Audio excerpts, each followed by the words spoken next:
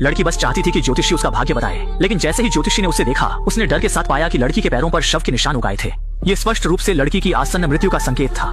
हालांकि ज्योतिषी को पता था कि लड़की की जल्द ही मृत्यु होने वाली है, लेकिन उसने यह बताने का फैसला नहीं किया, क्योंकि लड़की का बॉयफ्रेंड उसका अच्छा दोस्त था और वह इस बात से उनके रिश्ते को खराब नहीं करना चाहती थी।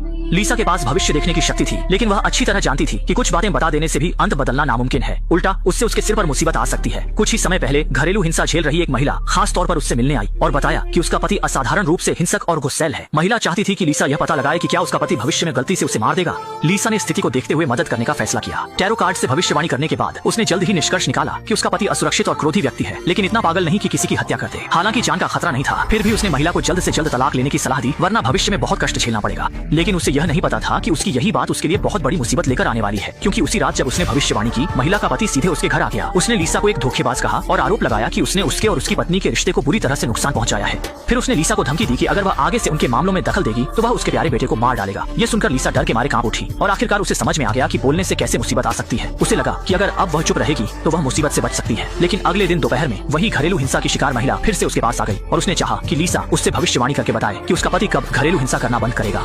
अभी दोनों की बातचीत ठीक से शुरू भी नहीं हुई थी कि महिला का पति गुस्से में घर में घुस आया। बिना कुछ सुने ही लीसा को जमीन पर धक्का दे दिया और उसे झूठी बातों से लोगों को बहकाने वाली बुढ़िया कहकर चिल्लाया। इसके बाद